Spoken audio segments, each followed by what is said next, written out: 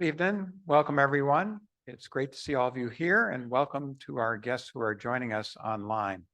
I'm David Whitman, the president of Hamilton College, and tonight we have a very special program in our Common Ground series. We have a number of members of the Congressional Naming Commission with us tonight, and as you probably know, that commission was tasked by Congress with finding ways to address all of the assets of the Department of Defense that commemorated the Confederacy.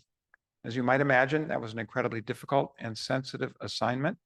And the story of how the commission did its work, how it built support for the recommendations to which it came, and how it operated in a bipartisan fashion, which was important not just because it was legislatively mandated, but because it helped ensure support for the ultimate recommendations of the commission. That's something I think we can all learn a great deal from. So my role tonight is very simple. I'm going to introduce our moderator. As all of you know, the Common Ground program is designed to facilitate and to model what respectful dialogue across political boundaries looks like. And I think you'll see respectful dialogue tonight. Our moderator, Connor Williams, will introduce our panelists. Connor is a PhD candidate at Yale University. He's a historian. He did a lot of the research and writing that informed the commission's work. And he did much of the drafting of the commission's final report. In preparation for tonight's program, Connor managed to have his father graduate from Hamilton in 1971. That's what I consider real foresight. So before I turn things over to Connor, I want to thank some of those who have made the Common Ground series possible. That include Mary Helen and Robert Morris, Eve Niquette and Charles Pohl, and Lori and David Hess. I've also been asked to remind you, please silence your cell phones. And I also wanted to encourage you to mark your calendars for the next Common Ground program, which is a live recording of the WCNY PBS show, The Ivory Tower. That show features local academics, including our own Ty Sigely in the history department. They debate various current events and topics, and the recording will be on Wednesday, February 28th, at 7:30 p.m. in the events barn. Connor?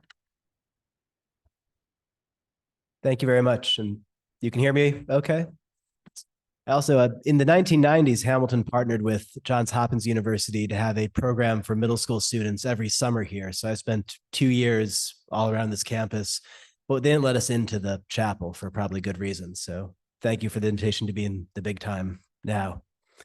It's an absolute pleasure to be here tonight and to see you all here. I want to thank President Whitman for the introduction, and thanks to all the friends, sponsors, donors of Common Ground that make these bipartisan programs possible. As moderator, it's a tremendous opportunity to share the stage with 4 individuals who were incredible bosses and have since become terrific mentors and colleagues. In fact, the idea that they might disagree on some things is hard for me because they're some of the most agreeable people I have ever met in my life, which will become very clear and more admirable once I read their biographies, which I will do right now. Admiral Michelle Howard served 35 years in the United States Navy. She led sailors and Marines multiple times in her career as the commander of, and there's a colon here, so it's a list, a ship, an expeditionary strike group, a task force, and an entire naval theater. Her last command was from 2016 to 2017 as head of U.S. Naval Forces Europe and U.S. Naval Forces Africa. She simultaneously led NATO's Allied Joint Force Command, Naples, with oversight of missions from the Western Balkans to Iraq. Operations in her career include NATO peacekeeping, West African training cruises, the Indonesia tsunami relief operations, and the rescue of the Maersk, Alabama from Somali pirates. If you watch Captain Phillips, there's this person named Admiral Howard on the other end of the phone, that movie. Michelle is a Desert Storm and Operation Iraqi Freedom veteran. In 1999, Admiral Howard became the first African-American woman to command a ship in the Navy. In 2014, she was the first woman to become a 4-star admiral in the U.S. Navy, and the first woman to be appointed to the position of Vice Chief of Naval Operations, which is the number 2 in the Navy. She is the first African-American woman to reach the rank of 3-star and 4 stars in the armed services.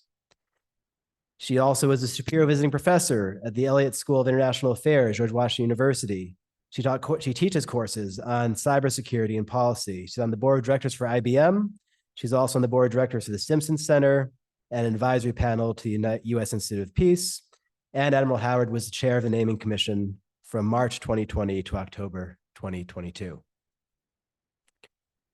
The Honorable Lawrence Guzman Romo, Larry, is a graduate of the United States Air Force Academy, receiving a Bachelor's of Science degree. He also received a Master's of Education degree from Northern Montana College. He served 28 years of Air Force active and reserve duty, retiring as Lieutenant Colonel, and over 40 years of federal service, retiring from the executive level service. Larry was nominated by President Obama in the fall of 2009 as the 12th Selective Service System Director. So hopefully everybody in the audience is registered.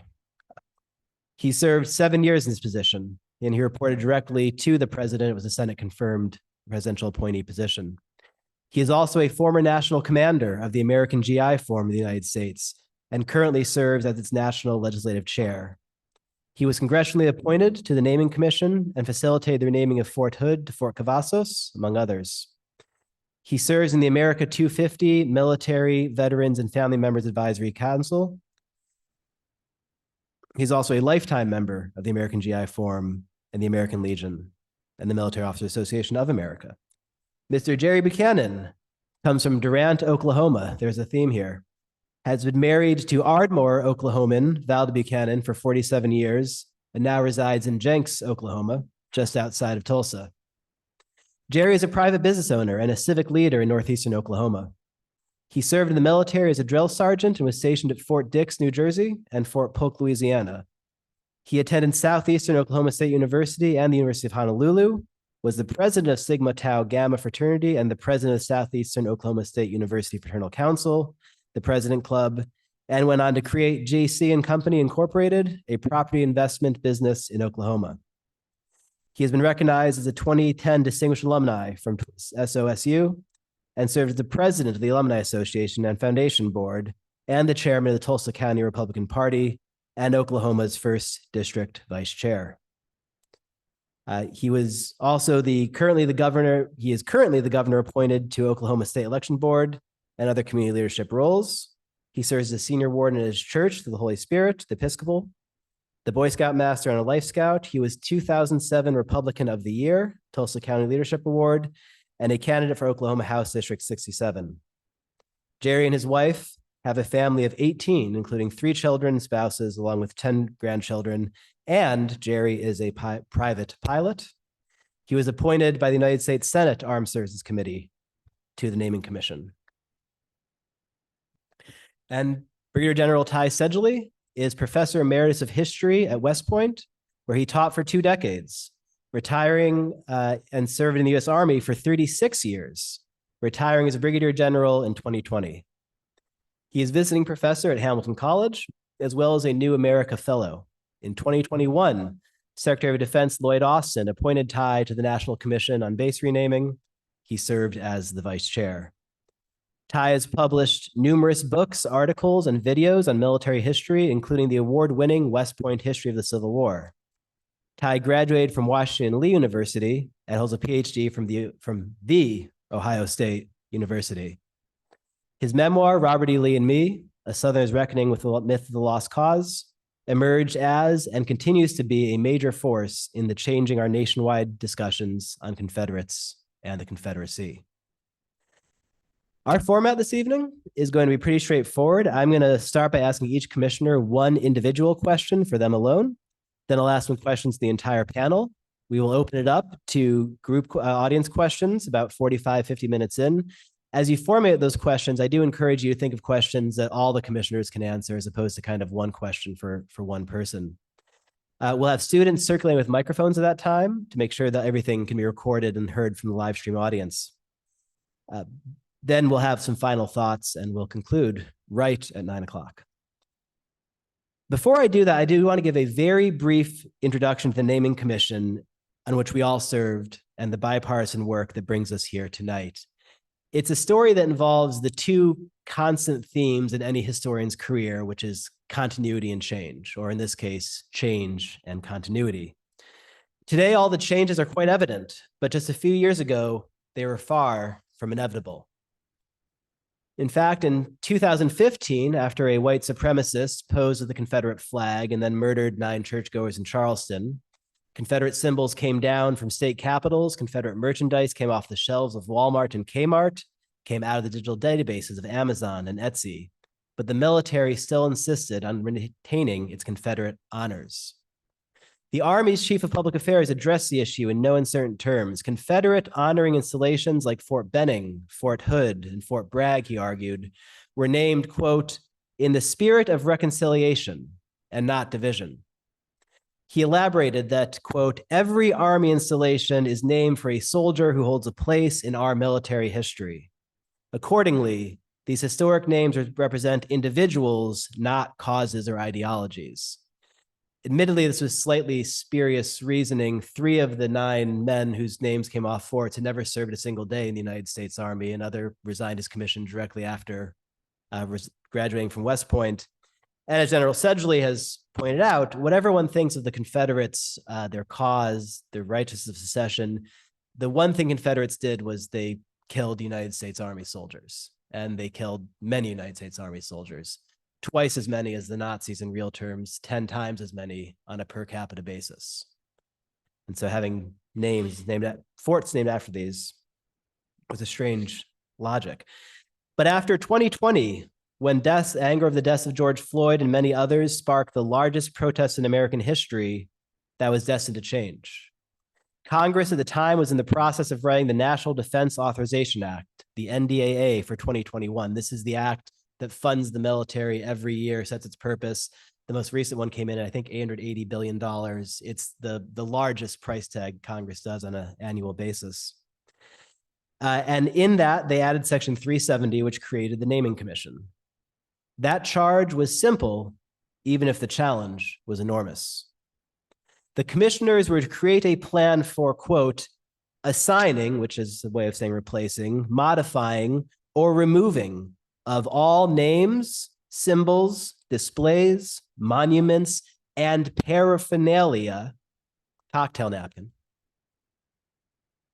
to assets of the Department of Defense that commemorate the Confederate States of America or any person who served voluntarily with them. Congress made other stipulations as well. Local sensitivities were to be taken into account. The cost of removal to be tabulated. Grave markers were to be exempt, although it was open to the commissioners to determine what exactly a grave marker was. They had $2 million to fund their work, and they had a little under 2 years to accomplish it all. Today, those changes in the commission's accomplishments are evident.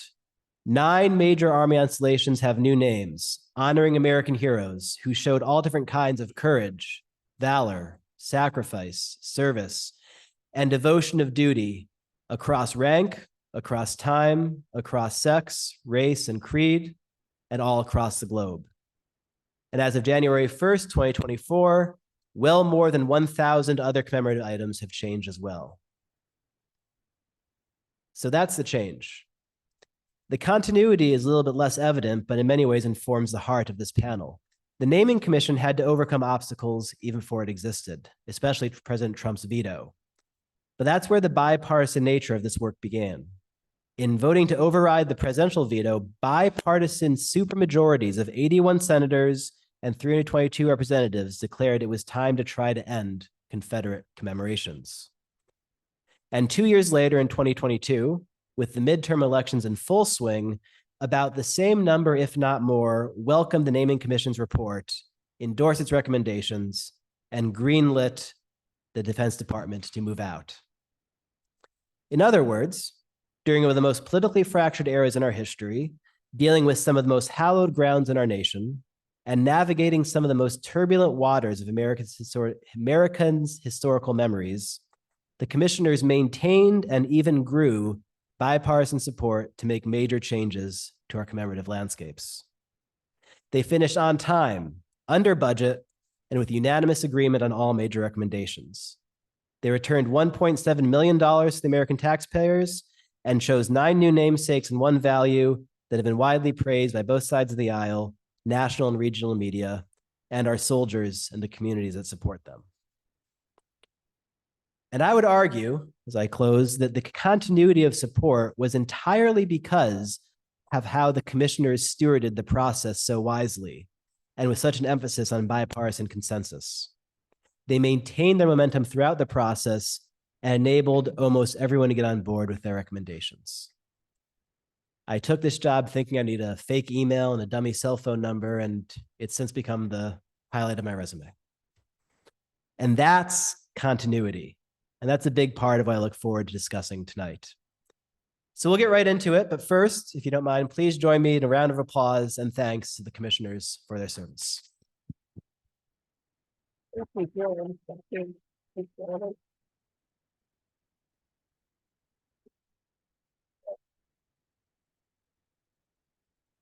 So the first question to Admiral Howard is that you briefed the Secretary of Defense on many occasions, as well as the Service Secretary, Secretary of the Army, Navy, Air Force, members of Congress, and far more names of note than I could possibly imagine.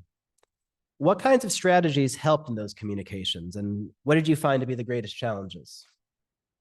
From my experiences, and thank you, Connor. Well, thank you also for being our historian and giving us a voice. Deeply appreciative of that. So, first of all, I think my first challenge was when my fellow commissioners decided to make me the leader. And I ended up drawing on all of my leadership experience to help steer the commission, but also to communicate with elected leaders and appointed leaders. So in my experience, in my career in the Navy, good policy making is always, always grounded in truth. So good narrative is grounded in truth. The next thing is there will be advisors, public affairs, lawyers who might tell you to have a different external narrative than a different internal narrative. That, in my experience, is rife for failure. And so, to Connor's point, I knew our communications had to be consistent. For myself, internally, I decided I needed to prioritize who our customers were. Our first customer was Congress, our boss. Our second customer were the communities themselves. But then our third customer was for the commission. It was our conscience. That whatever we did, we had to be clear and transparent with ourselves and have complete understanding. And hopefully, through honest dialogue, get to decisions and recommendations that were beneficial to Congress and the communities. And so, into that end, I think I probably became a little bit micromanaging, but that goes with being an admiral. And I made sure that as we engaged elected leaders, we prepared for each event. We tracked what we had said before. We tracked what we were saying in that conversation. We always had a legal advisor and a leg affairs on each call. And I made sure they gave us feedback on whether or not we were being consistent to ourselves and truthful to the commission business. And I was the one who initiated outreach to all of these people, because in the end, I realized, as Connor pointed out, when you are talking about something as intrinsic to the American culture and where citizens stand as the Civil War, this was only going to happen through conversation and honest conversation. And so in the end, I wanted the communities in Congress to know what decisions the commission was making. But I also wanted them to know that we were listening to what they were saying and taking that into account as we went about our work. Thank you. And by micromanage, she means I could send her an email at 8 p.m. and I'd have a response back by 9 p.m. It's incredible. To Mr. Buchanan, how did you approach discussing this work with more conservative counterparts and friends on the Hill, in the military, and more broadly in society. What arguments did you find were most compelling in convincing them that this was a cause worth keeping after? Thanks, Connor, for the question. When I was asked to serve on the commission, the first thing that I did is I went to my family and asked them, because I knew it was going to take time away from the family. They agreed 100% for me to do this. And as I stepped into the role, I did contact friends that I've been really, really blessed with, relationships with U.S. senators and congressmen and civic leaders that I have a great communication with to get their opinion on this commission and what its mission was. And I'll be honest with you, they weren't very excited about what was gonna happen. But they all knew that Congress had passed this law and it was going to happen. So the best way to go about it is to make the transition as smooth as possible. And with the leadership, with Michelle and with Ty, they kept our eye on the ball. We kept moving the mission forward every day. It was just something new. And our meetings, weekly meetings, we got more information that came in. And what we did in gathering the communities together and getting input from the communities so that they had some ownership in the process, knowing that they had a voice in the situation. At Fort Hood, Texas, a sweet, sweet person stood up and said, this is the first time that we have been asked to participate in a process with the post and the possibility of name change. I contacted my old company commander, who is a major general now, who is friends with a 4-star general, to get their opinion on it. It just so happened they had been discussing Fort Hood, Texas for the last 2 years. And it proved to me that this discussion has been going on for a long time. And it made me look and do some research on why these posts were named after the people that they were. And I was stationed at Fort Polk, knowing quite well that Fort Polk was named after President Polk. It wasn't. It was his third cousin, who was Bishop of the state of Louisiana. He was a slave owner. He started the Ku Klux Klan, was one of the worst generals in the Confederacy. Why would you name a post after someone like that?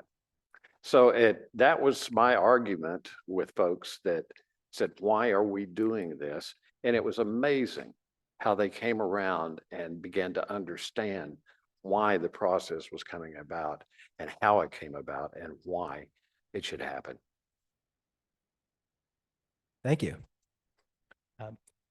To Lieutenant Colonel Romo, how did many of the more diverse groups and individuals that connected with you understand the issues at stake in this work? I appreciate it. First off, I want to thank you all for inviting me today, Mr. President and Ty. Thank you. And also, I want to commend you all for being out today, because I know it's an evening night, but you all care about our country and you care about learning what we did. So I commend you for coming out, the students, the administrators, educators, and the people from Clinton, New York. So thank you for coming out today. And one of my most enjoyable experiences was working with these fine people and the other commissioners, because we're all professionals. We all care about our country and we all wanted common ground. I'm a Democrat. I'm a proud Democrat. I'm from Texas, but I have many Republican friends. Air Force Academy grad. I'm proud of my background. I worked hard, but I consider all these people friends, like Jerry.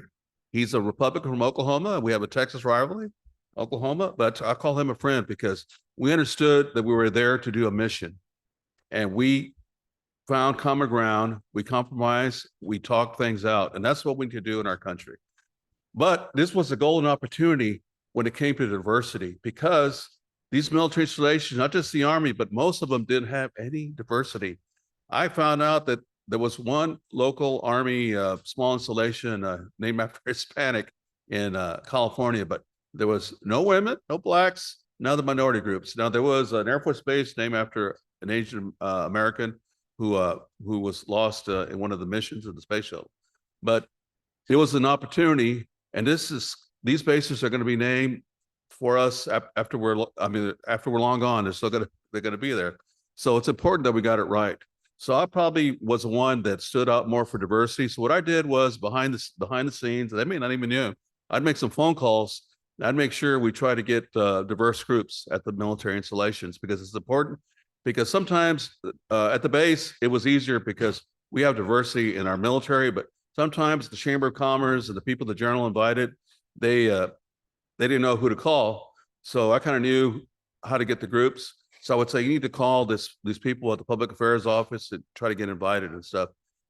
When it came to like Hispanic, we had a lot of national support, but with the exception of one base, I was able to get a lot of local Hispanic and African American and other ethnic groups. Native American, we had one Native American. So it's important that we had diversity. So that's what I did.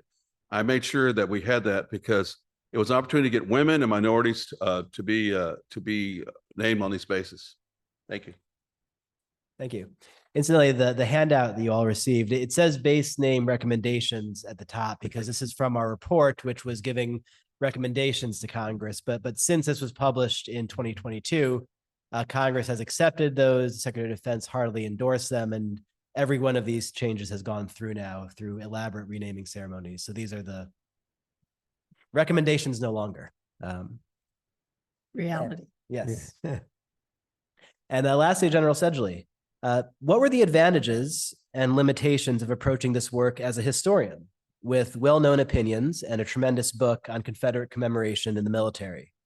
What messaging proved most important and perhaps most thorny? Yeah, well, I thank my fellow commissioners for coming up to Central New York. Really appreciate it. We are a team, and it's great to be on the team again with all of you. I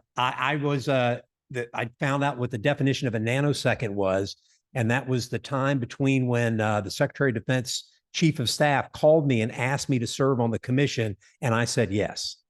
So it was the honor of my career to be able to do something. I've been writing about this for 15 years, and to be able to play a role in it was just incredibly meaningful. So what did I have to figure out not to do? One was don't lecture and try to shut up as much as possible. I only succeeded in that partially, as my fellow commissioners would tell you.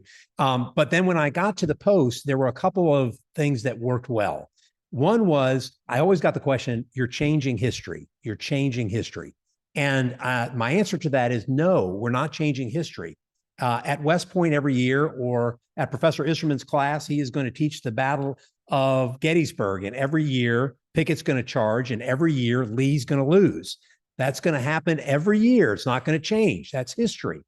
But commemoration is about our values. It's about who inspires us. It's about the names of things on army posts or monuments. That's not history. That's about commemoration. And that's about the people who put them up. And to know that the people who named these posts after Confederates during World War I and World War II were segregationists. It's when the South was a racial police state. And so those names no longer reflected the values of the most diverse workforce in the country, the military that we're so proud of. And we have a great military because we reflect a great nation. So history versus commemoration was the first. The second was that the Confederates were the enemy. They killed U.S. Army soldiers to create a slave republic. So the fact that they were the enemy, that they were in gray uniform, not blue of the U.S. Army, that also had resonance. And the third one was I would trot out the Constitution. And that was Article 3, Section 3, which lists the only crime in the Constitution, which is levying war against the United States with two witnesses. And that definition is treason. So that the Confederates were traitors, and that what the reason for them trying to to commit treason, to do armed rebellion when they would not accept the results of a democratic election, was to create a new country based on human enslavement. And so that one was that was the third one, is to talk about the Constitution, because those in the military raise their right hand and they take the oath of office, that great oath that everyone here took to serve on the commission, which is to support and defend the Constitution of the United States of America against all enemies, foreign and domestic. But not many people realize that oath was written in 1862, and those enemies, domestic enemies, were the Confederates. So I would often bring those stories out. And because, again, facts don't often change people's minds, but stories do. So we tried to make sure that both in what we told people about why we were changing, and also about the names of the people that we changed them to, that these all had stories. And boy, did we find so many heroes. I think the toughest thing that we had to do was to limit the number of heroes, because there were just so many U.S. Army soldiers that could have been here in this spot. Thanks. Thank you. So some questions for the group now, just to people jump in whenever they like.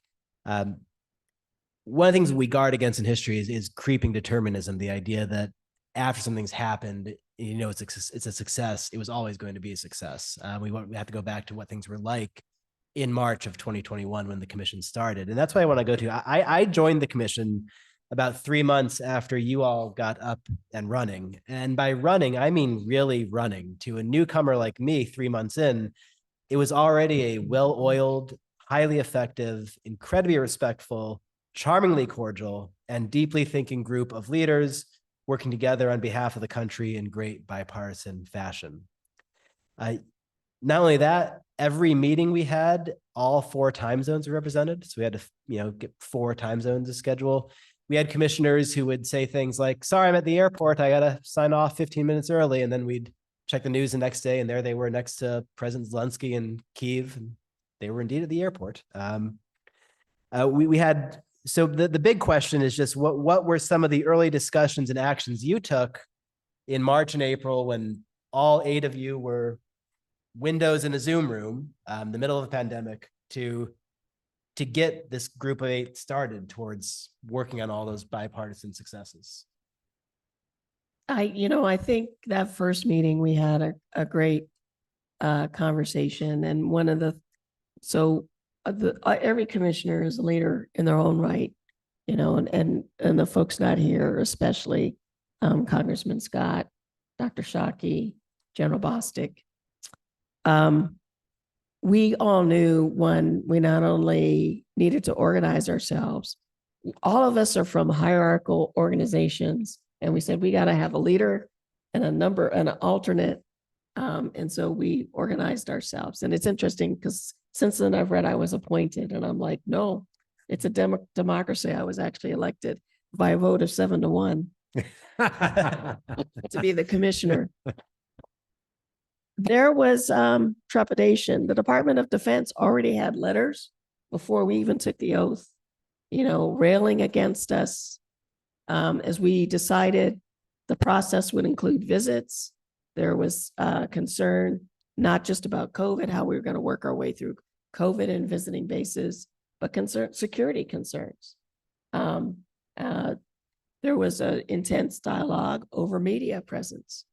And some elected officials we had decided as a group that we didn't want the media because we wanted to meet with the communities and give the communities an opportunity to talk to us honestly.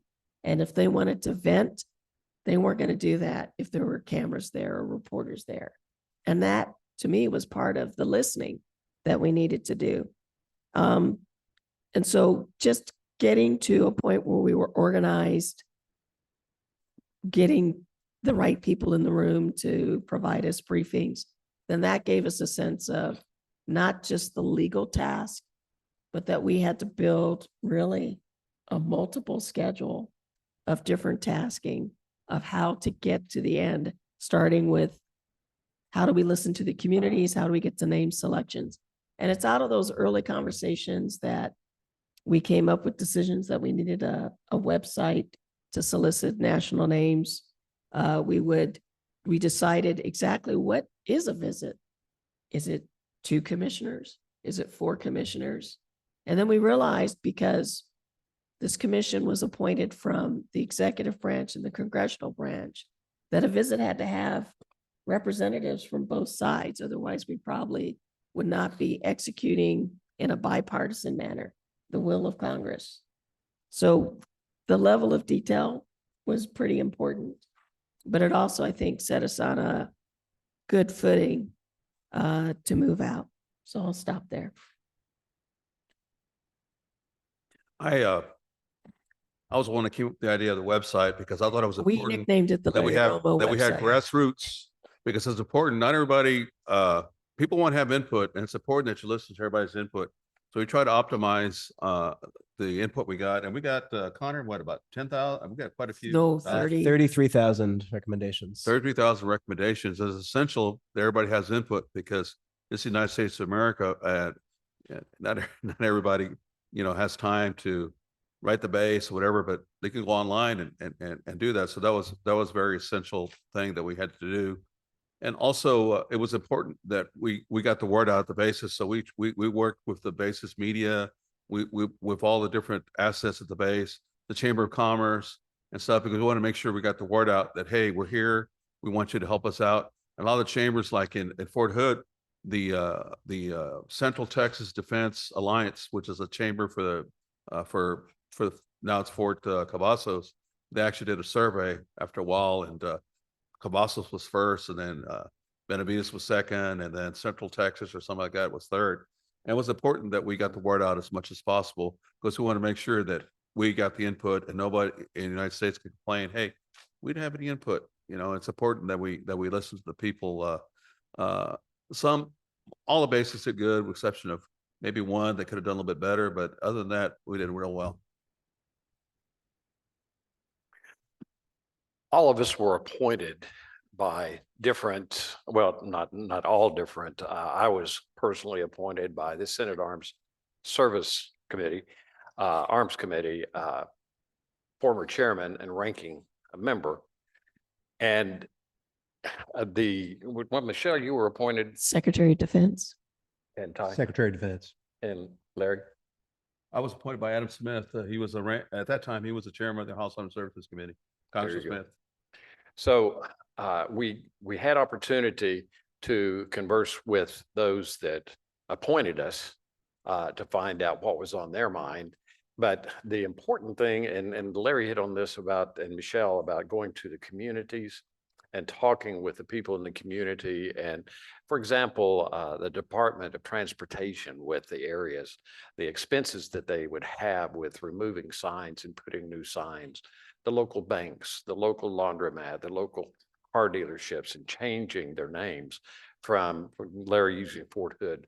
Instead of Fort Hood Laundromat, it's Fort Cavazos Laundromat, and the expenses that they would have in doing it. And the communities had concerns about it, and understandably so. The chambers, the folks were wanting to know how to handle this. And our mission was only for the expenses on the military posts, but it didn't keep us from going to Congress and asking for some support on this. And I don't know where that's going to go. But as a business person myself, I understand the concerns on that. And it was just a wonderful opportunity to interconnect with the communities, and what conversations that we had with the communities. That sometimes it got a little quiet in the room, and we had to instigate conversation to get some feedback. And it was effective getting information from them. And a lot of people that wouldn't speak up did speak up and give their opinions on it.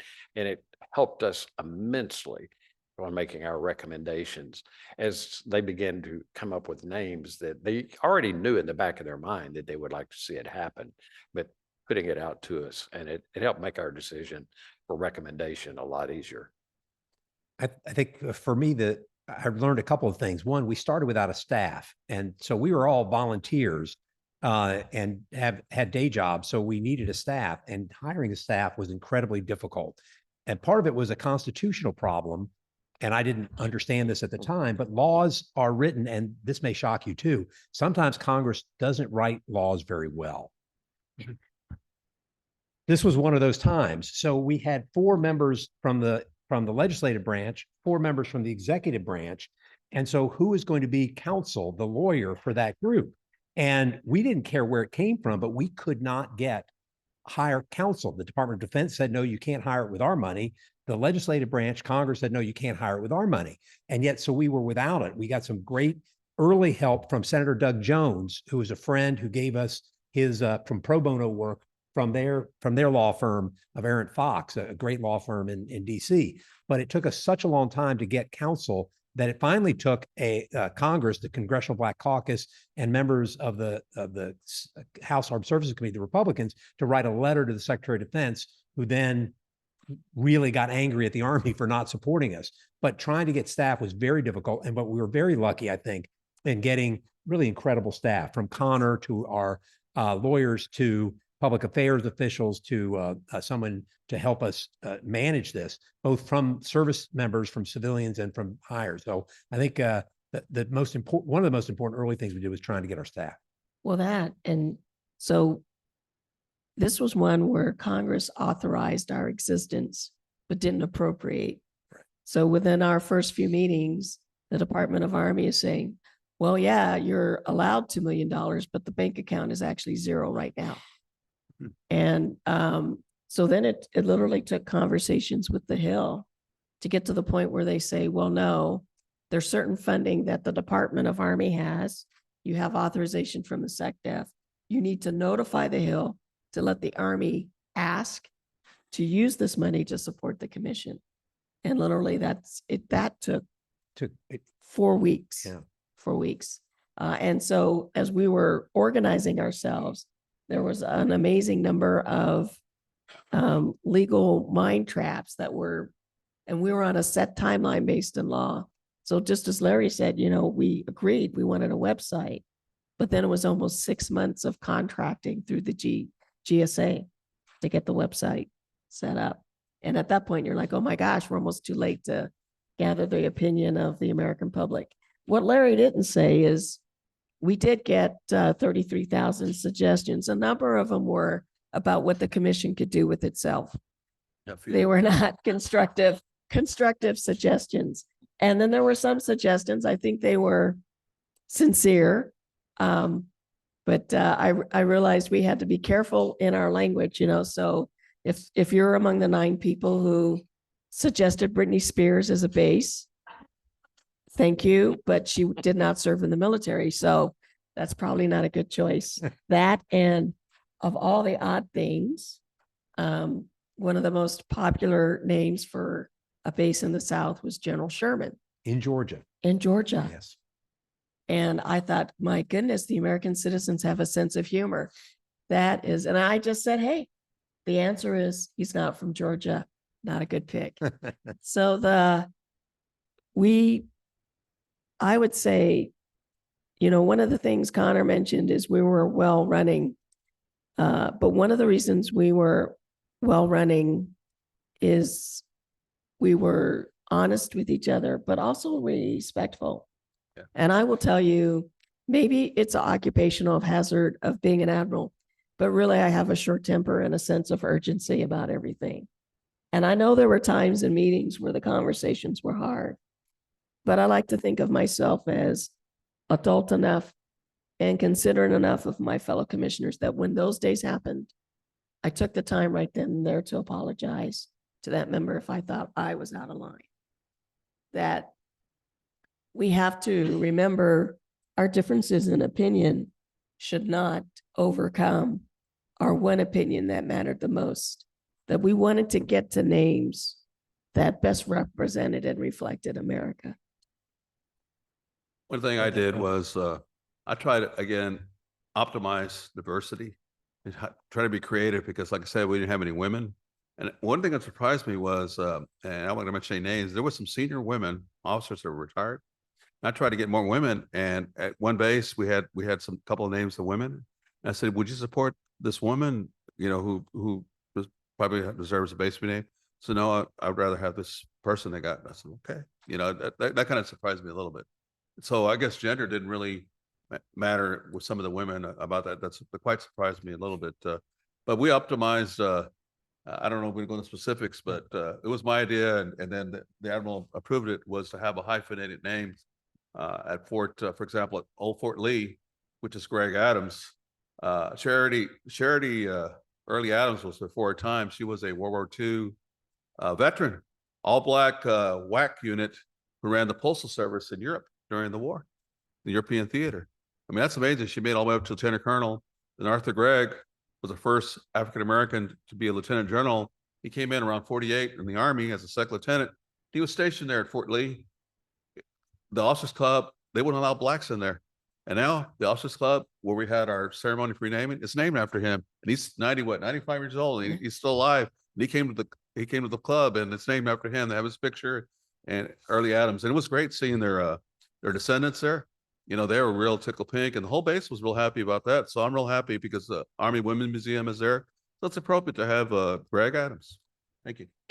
And there's sometimes, and rightfully so, some questioning about where our nation's going and its, progress. But in someone's lifetime, to go from not being allowed inside the door of a club due to Jim Crow law to being the person to essentially personally desegregate it with his person, Arthur Gregg, walking in the door of that club and saying, I belong here. And then 60 years later to have the entire fort named in his honor, I think is one of those moments that shows.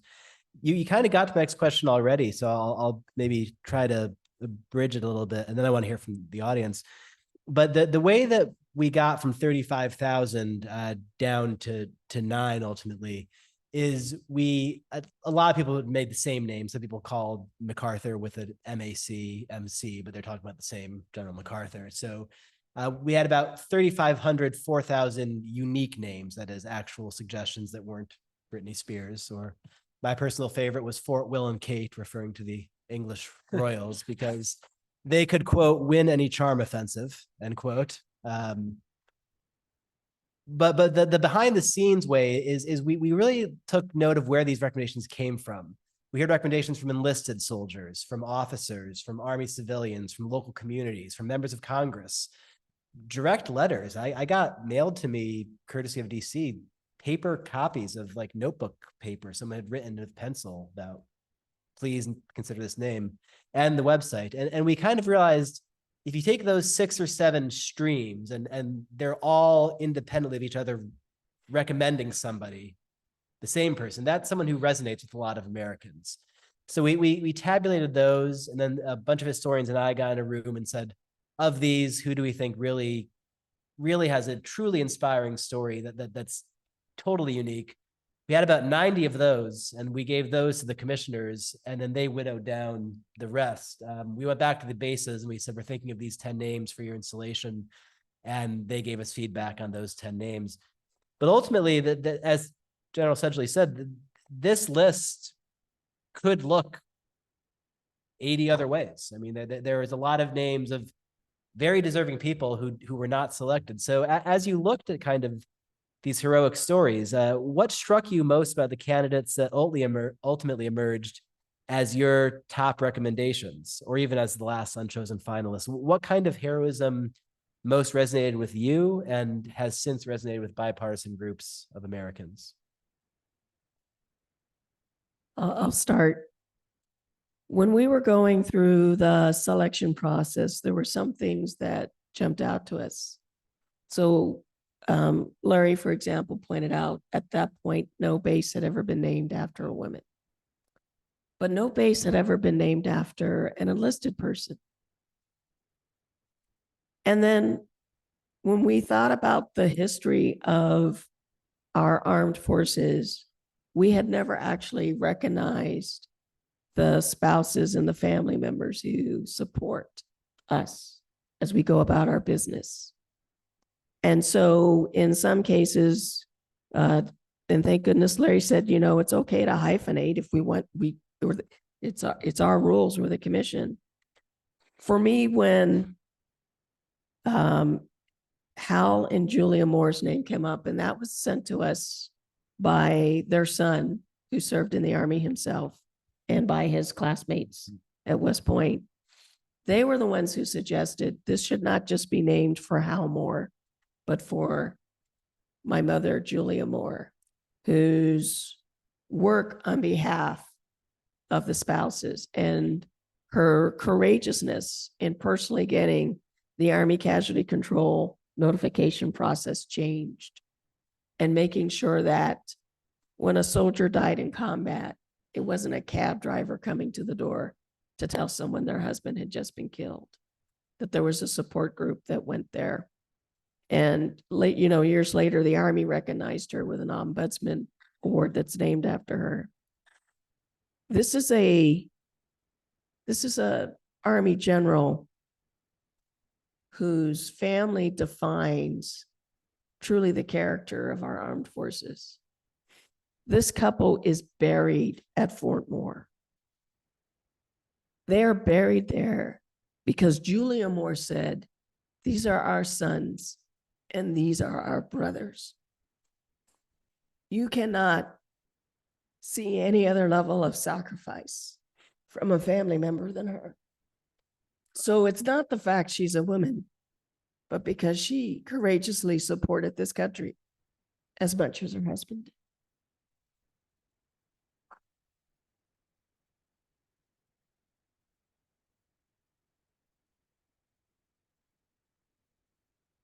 I just want to say that ceremony that we went to for the Moors and all of these ceremonies, that they're all amazing stories, but we got to go, we each went to several of them. I think I went to 4, maybe 5. And every time you see those inspirational stories and the way that communities changed the way our story was to be their story. And so now it was their story. So when we went to now Fort Moore, and the family were there, the troopers of the 7th Cavalry who were in Vietnam with the Moors, the Moore kids, there were 5 of them, the grandchildren, the great-grandchildren of Hal and Julie Moore. It was like going to a church service almost. It was but a celebratory one. And now when you go to the gate of Fort Moore, they've changed their motto. It's now be more. Be more. And it was the same when we went to the ceremony for Fort Gregg Adams. It was such an amazing place. Petersburg, Virginia, which is where Lee fought some of his last battles, is a majority Black community. So is Hopewell, Virginia, which is right outside the base. And the logistics branch, that's where the home of Army Logistics is, 50% Black soldiers. And it's maybe the most diverse workplace in the country. And now it's named after 2 people that represent the mission of Fort Gregg Adams, which is logistics and sustainers, as well as representing the diversity of the American soldier and the American Army and the American people. So everywhere we went to one of these ceremonies, it was such a moving experience. And one of the reasons we didn't get as much blowback is when you name it after somebody else, particularly true American heroes who fought for this country we love, then it's harder to be upset about it when it's named after these great people. I'll talk about the elephant in the room. It was real easy, all the different bases that we had when it came to it. It was very, we went through and we were very methodical, but we picked some great. The one that we had the most discussion was Fort Liberty, Will Fort Bragg, because there were a lot of good names. And while I respect the community being empathetic about Fort Liberty, at least the people that were at the meeting, we had some good discussion about people like there's an African-American general named Roscoe Robinson, and Roy Benavides, who was a master sergeant, who was airborne special forces and Green Beret station, Medal of Honor. And, it was just a challenge. And on the whole, it took me a while at the end. I voted to make it unanimous with Fort Liberty, but I had some intense discussions with my fellow board members on why I thought it should be one name especially because I thought it was deserving. And like I said, we had some tough decisions to make, and that was one that personally really hurt me, a little bit. But you got to go with the needs of the many outweigh the needs of the one. So there you go. No, but there's also, I would say, when we got down to the final names, in some ways, I would say fate was our best shipmate. So, Jerry, I'd like you to talk about Fort Barfoot, the ties to Oklahoma, and Jerry's from Oklahoma, and the ties to Oklahoma, and what happened. That is who I was actually going to speak of. I had the wonderful opportunity to go to each ceremony of each post, and each of them were unique. The thing that they had in common is the joy of the people that were there and the activities that the military put on and the community put on. But Fort Barfoot is named after a true hero. All of these folks are heroes. And this gentleman has a history of, I won't get into all of it, you can look it up and see, but had such a history that it related to the area of Fort Pickett, the Native American culture in that area, because he was Native American. And just by coincidence, he was a Native American, but what an honor to honor a Native American. And a very dear friend of mine is Chief Gary Banton of the Choctaw tribe in Oklahoma. Called Gary and I said, Gary, I've got something to tell you. I think that's going to please you immensely, is that the commission has made a recommendation for a Native American Indian to be named a post after him. He said, Jerry, that's incredible. He said, this is the first time in history. I said, exactly. Now I've got some more news for you. He's Choctaw. There was just silence on the phone. And the next thing that Gary said, can I come to the ceremony? I said, absolutely, you're invited. He flew his entire council to Fort Pickett for the ceremony. They walked in with the family during the ceremony and they processed in Native American style around the inside of this hangar that all the activities were going on. The people were seated 3 times around. A dance of honor. Dance of honor to honor the life of this man. And to the beating of drums, there were 5 people beating in unison on the drums. And Senator Kane was there sitting very close to me, and he leaned over and said, have you ever seen anything like this in your life? I said, Senator, I'm from Oklahoma. I've seen this all my life. But this was so unique that it made such a statement, and the Choctaw tribe was so honored to have a Choctaw member honored and a Native American. It was really unique. Everyone was unique, but that was really unique too. And it was my first ceremony to go to for the first name change, the actual name changing on it. You know, it's a I think small I'm world. gonna- 30-second. It's a small world. I was doing advocacy, volunteer advocacy for veterans and militaries in Capitol Hill. I was in one of the House offices, and I was walking in the hallway, and this guy had a name tag, Tom Barfoot.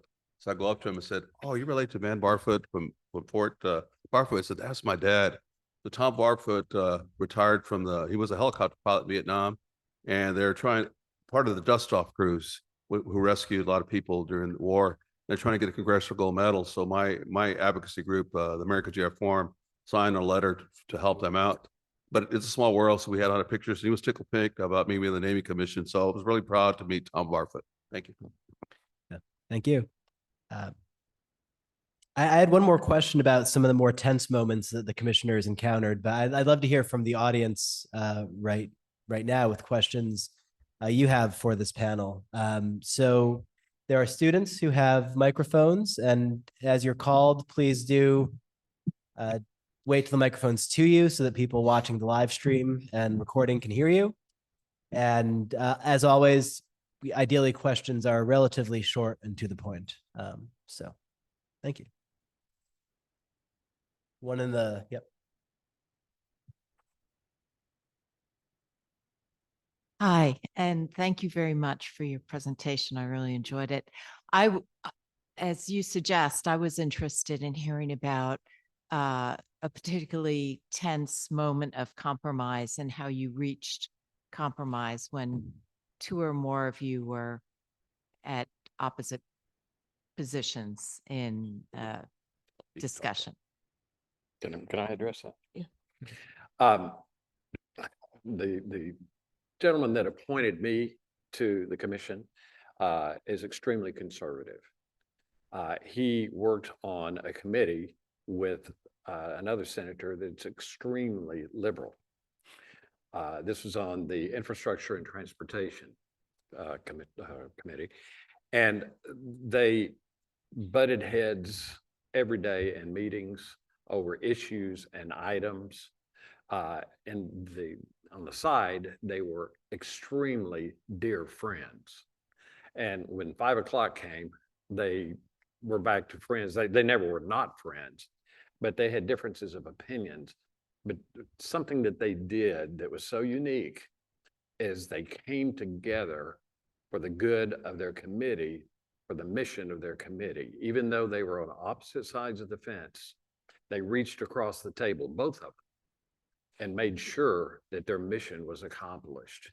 And they were absolutely incredibly solid on, even though we are different in our backgrounds and difference in our beliefs, for the good of our country, we have to come together and make this happen. And they were very, very successful on that committee because they took that attitude. And because that I've observed since I was a kid and learned from other people's experience. And that has been my goal constantly, is to be able to reach across the table, even though I may differ in opinion. And that doesn't mean I'm sacrificing my beliefs or what I believe in, but I look at the overall picture and try to find out what is best for, in this case, the commission. And you put differences aside and you work for that goal. I will tell you as the chair, so this is a commission of peers. I was probably exceeded my role as the chair underneath Robert Rules of Order. But what I would do is I would withhold opportunities to vote. So if it was pretty clear we would introduce a particular topic that would eventually lead to a resolution. If it was pretty clear that we were far apart, I would make sure that we would stop conversation and then come up with 2 or 3 things, different aspects that we needed to go into more detail into the next meeting or the meeting after that. And so we might vote on 2 or 3 things in a meeting. We might be scheduled to vote on 2 or 3 things, but sometimes we might only have 1 vote or no votes. The stuff that was hard, you need to continue the conversation, but you also need to continue pulling out information. I will also tell you that all of the commissioners are assertive and thoughtful. I can say this, every single commissioner at some point or another contacted me outside of the meetings, phone calls, text, conversations. And what would happen is a commissioner would have a position that they knew was sort of really just holding us up. They would ask me to come up with a way within the meetings to get us to at least a conversation so that we could get a better depth of understanding on that position. And it had to come from me, the chair, to make it neutral, to make the discussion that it's Michelle Howard's suggestion, and all of you, I outrank you all, except for you, Commandant, but you're a Marine. It's Michelle Howard's suggestion as the chair that this is what we look at. And then I also realized that to get to the right discussions, that I had to, not just the staff, I had to be willing to put my own intellectual capital into the writing of some of the, I would say, templates of how we discuss things, but also some of the recommendations themselves. So afterwards, after the commission ended, our legal counsel told me, he said, I have never seen such positive moving forward of a group that has so many strong personalities and so many different opinions. He said, what I took away from this is you can keep a dialogue going, get more information in, and get to the point where everybody's ready to slap the table. That you don't necessarily follow the agenda and say, we have to have a decision today. No, we can make decisions on other things, but at some point we got to get to a decision on this, but we're not ready yet. And keep the conversation going. So the answer to the question of how do we do this, as you just heard, is we really had a great leader. That was really what happened. And she really did guide us through that. And then when you did figure there were a couple of things that were, that you had to put your own stamp on, those came out. And we each had sort of our own sweet Jesus moment, I think we called it. So in other words, when one of our commissioners went and saw the Arlington National Monument and saw this was a monument, 32-foot Confederate monument in Arlington National Cemetery, the home of 400,000 American heroes and their families. What were we going to do about this? And this seemed like it was going to be contentious before we got there, but we did a site visit.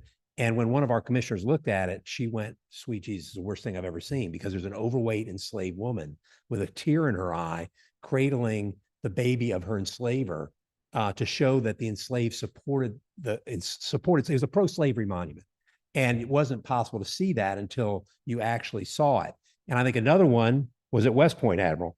Oh, my. So we were looking at all of the different monuments and plaques and different street signs that commemorated the Confederacy or Confederate individuals. And then outside is it the science school? There's a bronze plaque that depicts a timeline of history. And in the mind of the artist, it's the opposites. So on one side of the bronze plaque in the center are Union generals, and on the other side are Confederate generals. So that's easy. The Confederate generals are clearly within the purview of the commission. So there's a recommendation we knew we were going to have to make.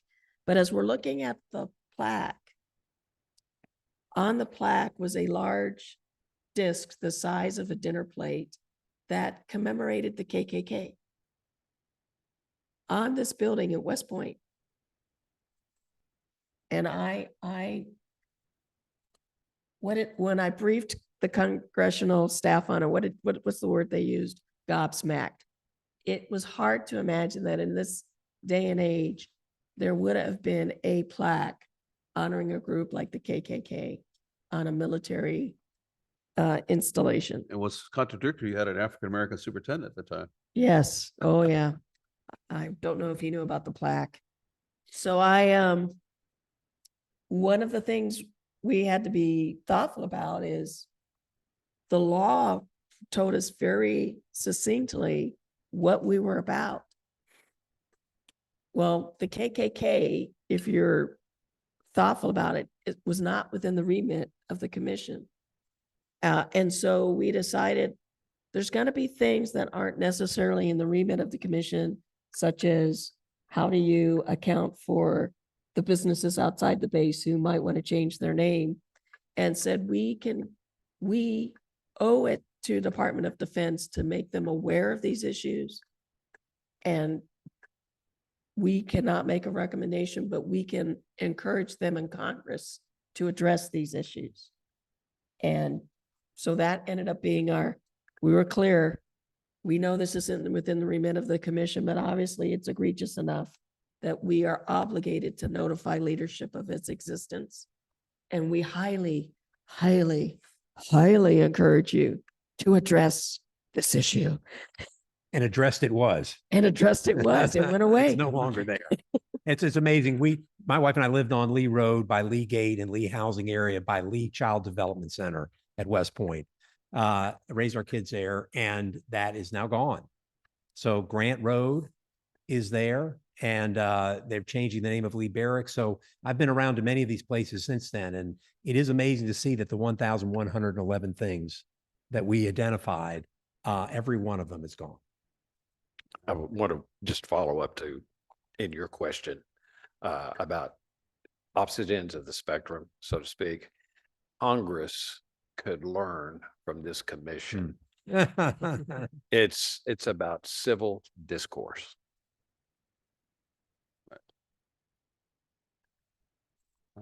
Thank you.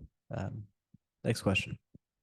Hi, I'm in Professor Isserman's Civil War history class, and we talked a little bit about the effect that this naming commission had on the people. So if you were to sort of give one message to the American public about the purpose of this committee, what would it be? Like, what message are you sending to the American public here?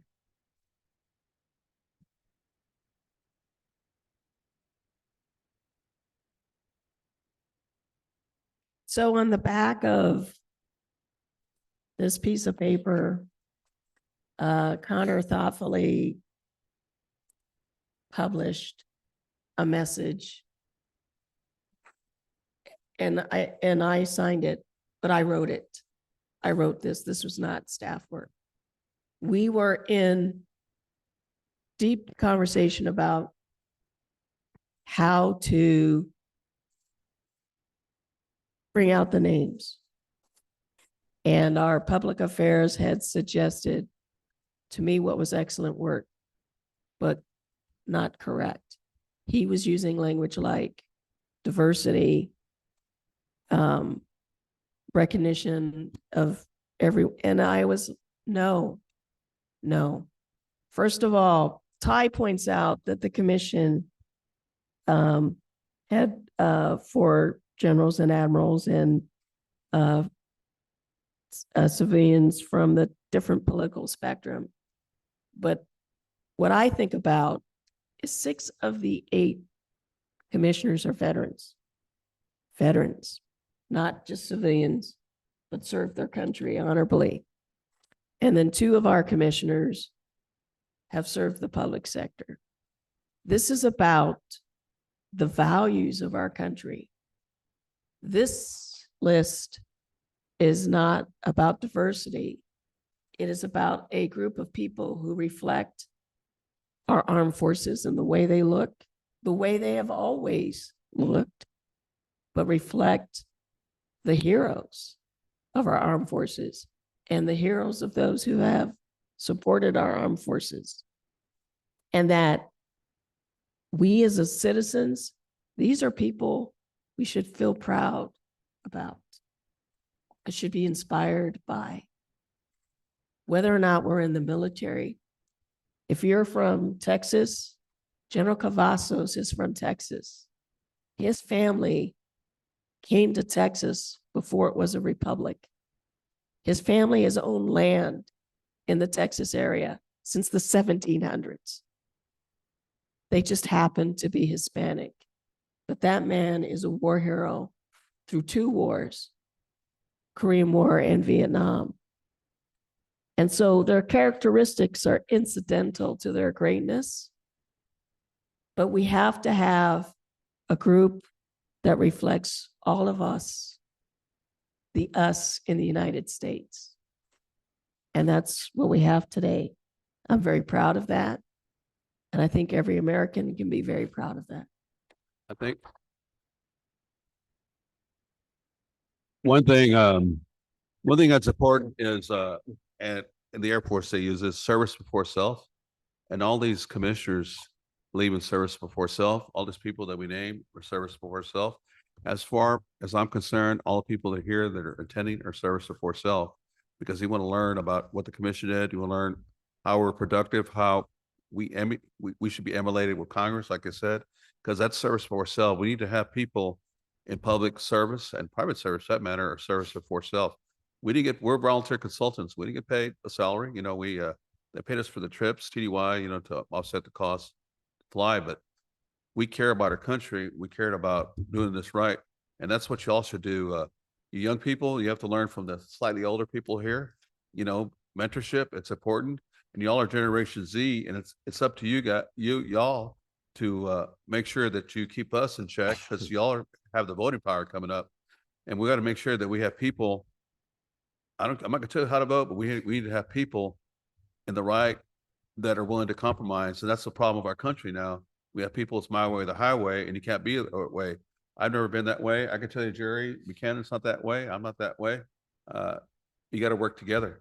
And you can see how it's difficult in Congress. We need to have Congress people that want to better our country. You know, I'm from Texas, and I want to get into immigration reform, but we need to fix that. And it's a compromise. And if you have a compromise bill, it should pass. It should be political. Compromise, give in, both sides, and that's what we need to do. We need to have. That's what we did in this. That's why it's common ground, and I'm very proud of him being common ground, because that's what we need in our country is common ground. You know, you stick to your principles, whether you're Democrat, Republican, Independent, or apolitical. But then when you're in office, you got to work together. Period. Thank you. We have time for one more question. The audience. It's a hand up here. So, We could squeeze it in. Yeah.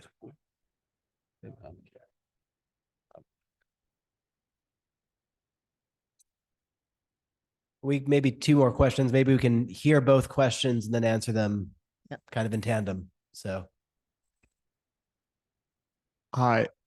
I was just going to ask about, in your experience going through this whole process, maybe you could shed some light on how you think you can use these skills in the future, dealing with, you know, the numerous other monuments to the Confederacy that we have around our country, in addition to the naming of the forts, like you mentioned in Arlington National Cemetery, and things of that nature, but that don't necessarily fall under the military branch. How can we come together and compromise on those things. Thank you. So I think if it's okay, we'll hear the other question too, and then we'll kind of address both of them. We can, Yeah. yeah, sure. just interest of time. We're gonna get to your question, I promise. Thank you. Well, my question was very similar, which is, after this great accomplishment, opening up this conversation, what next? I'd love to just, so as both Connor and I have been working on these sorts of things. In fact, we're going to Jacksonville next week, where they just took down a Confederate monument, where the mayor took it down with private funding because the city council wouldn't approve that. And been to Charleston, where the mayor took it down without city council approval. And I think that, to me, that the issue is that local communities should have the ability to take down monuments if they want to. If they don't want to, then they shouldn't. But the problem that we have now is that many of the states in the former Confederacy have passed state level laws that prevent local communities from doing things that they want to do. So I was in Jackson, Mississippi, which is a 95% African American. There are a number of just enormous Confederate statues there, but they have taken that power away from local communities. So I think this is one where the local communities need to have that. I would say the other one is that there are plenty of places left in the federal government, Veteran Administration, National Park Service, that could have issues with this, that would probably need the same thing. But it will be, again, the reason that we were successful is that Congress passed a law, and through its elected representatives. And I think, again, if it's not a local community doing it, if it's at the national level, it needs, again, to be Congress to be able to come forward to do that. You need education, and you got to be diplomatic. I'm from San Antonio, and it's quite embarrassing. There's a city Lanier High School. It's been around since the 20s, and my dad graduated there in 47. He's passed away, but it's still there. But Houston, Dallas, and other cities, even Montgomery, Alabama, have changed the name of City Lanier. They're very proud people to graduate, but it's in a slightly lower socioeconomical part of San Antonio, right? The 99% Hispanic. Prior to the West Side, they're real proud graduates, but they just know he was a poet. But they don't understand that he fought in the Confederacy, and he had some really bad racial negative poetry. So I think if you educate the students and the students and the alumni, they would say, "Hey, what do we have there?" And I've approached the school district once, and it's on my to-do list. So, but you gotta be sensitive to the community. It's what the community wants. Thank you.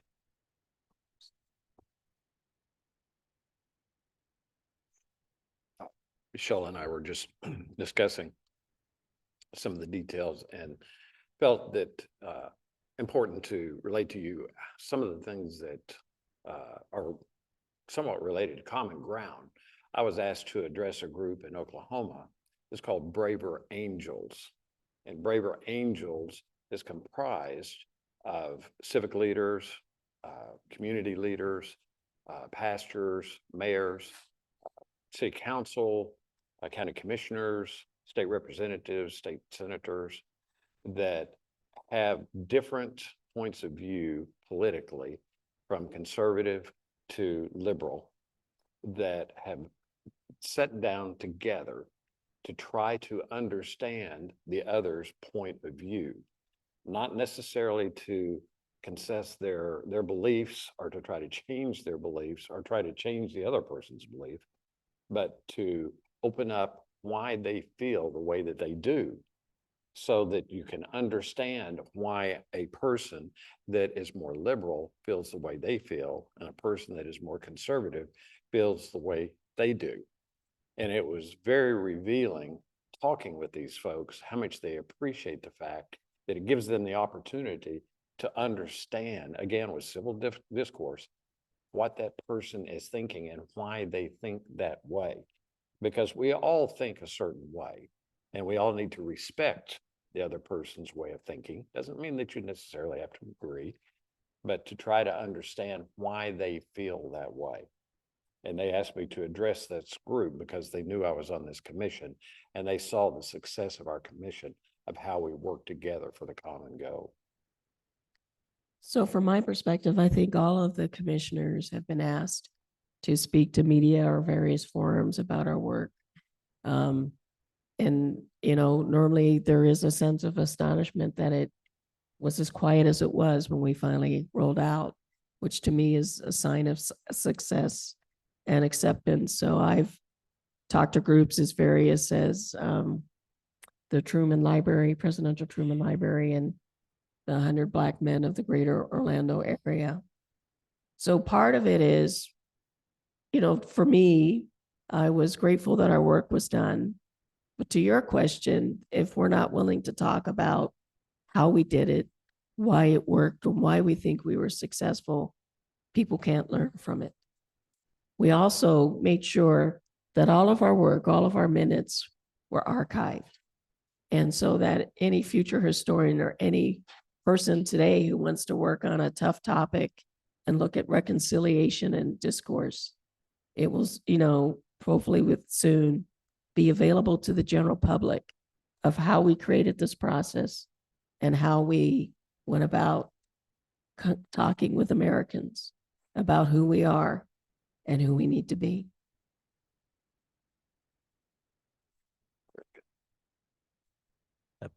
Thank you so much. We have about 8 minutes left. So I'd like to ask the commissioners in 90 seconds or so, just one final question. And we've heard this a lot already, so go where you want with this. But And we will. what is the greatest thing that you each learned about bipartisanship from this process? And what made you successful where other attempts have failed?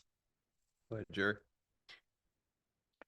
Sure. I think I kind of covered this a little bit already, but I don't want to present the fact that we were at odds all the time. We weren't. It's just that we weren't all 100% on the same page all the time, as in any group of people are that get together. So we had some differences of opinions on certain things. And I picked up the phone and I called Michelle and I said, Michelle, if I have said anything or done anything that has been offensive, I want to apologize. I didn't think I had. And she said, no, you haven't. We just had a difference of opinion on something. But she said, Jerry, diversification of opinion makes us stronger. And I never forgot that.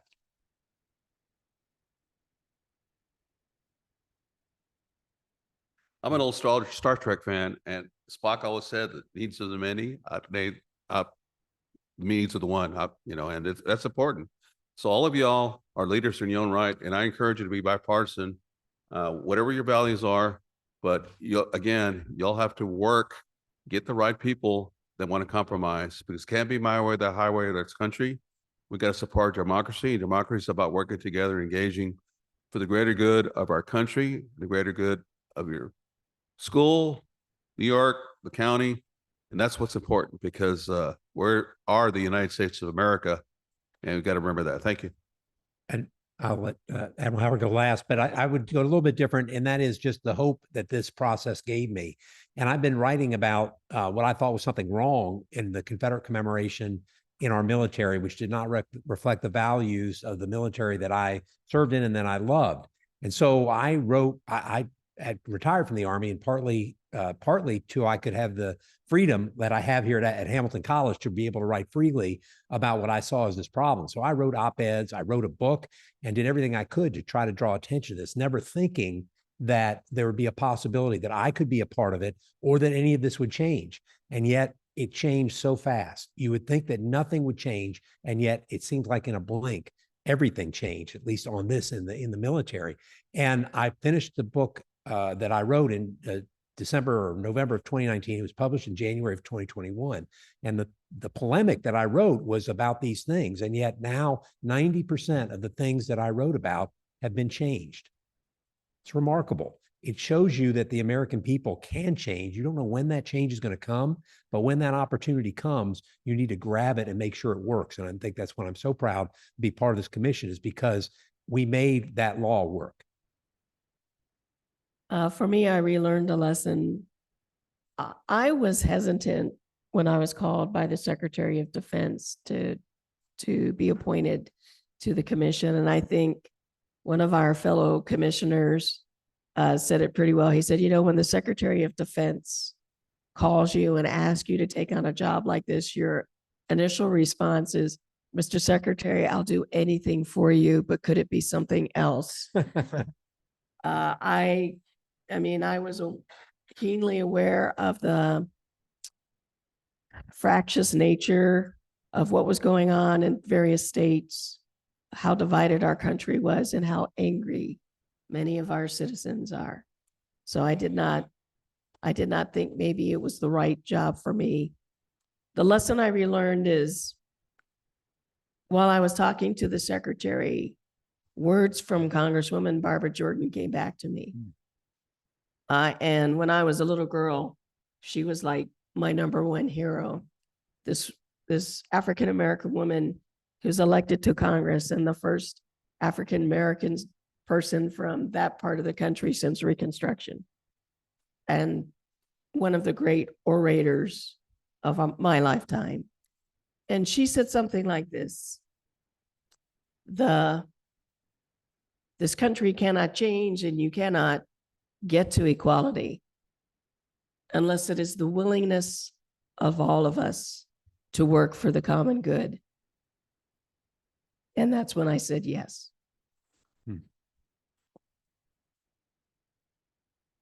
Before we close out, just one final thing, just so that you know how we feel on this. Serving on this commission to serve my country is the most honorable thing that I've ever done in my life.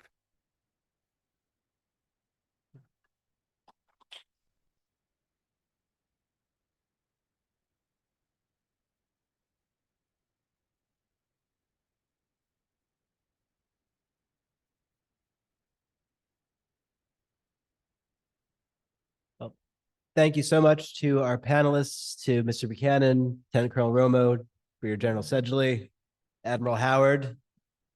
Finish with the bell They're- going off. I'm they're- gonna give a round of applause. They're to playing Connor, us off. please. Yeah.